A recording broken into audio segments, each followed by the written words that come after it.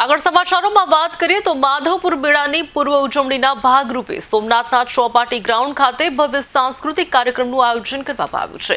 ગુજરાત પ્રવાસન નિગમ દ્વારા તારીખ 6 થી 10 એપ્રિલ દરમિયાન પોરબંદરના માધવપુર ખાતે યોજાનાર ભગવાન કૃષ્ણ અને રૂકમણીના વિવાહના પરંપરાગત મેળા અંતર્ગત રાજ્ય સરકારે 4 સ્થળોએ પ્રી ઇવેન્ટનું આયોજન કર્યું છે। જિલ્લા કલેક્ટરે કાર્યક્રમની સફળ આયોજન માટે જિલ્લાના અધિકારીઓ સાથે ખાસ બેઠક યોજી હતી।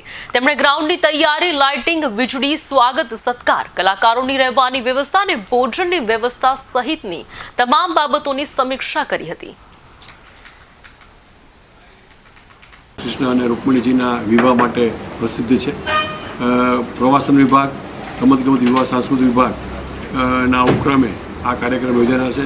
તેમાં નોર્થ ઇસ્ટના આપણા જે રાજ્યો છે તેના કલાકારો અને આપણા ગુજરાતના કલાકારો છે એમાં ભાગ લેવાના છે અને ભગવાન શ્રી કૃષ્ણના લગ્નની તમામ વિધિઓ છે જે દર દિવસે થાય છે। 9 તારીખે ભગવાનનો વિવાહ ઉજવાય છે અને 10 તારીખે દ્વારકા ખાતે સત્કાર સમારંભ યોજવામાં આવે છે। એના પ્રી ઇવેન્ટના ભાગરૂપે આ વખતે રાજ્ય સરકારશ્રી દ્વારા વડોદરા, સુરત અને અમદાવાદ અને સોમનાથ ખાતે એનું કાર્યક્રમનું આયોજન કરવામાં આવેલ છે।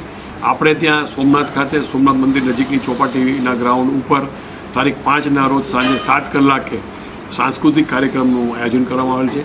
આ સાંસ્કૃતિક કાર્યક્રમમાં 200 કલાકારો છે એ નોર્થ ઇસ્ટના રાજ્યોના આવવાના છે અને પોતાની જે સાંસ્કૃતિક ઓળખ છે એ રજૂ કરશે અને 200 કલાકારો છે એ આપણા ગુજરાત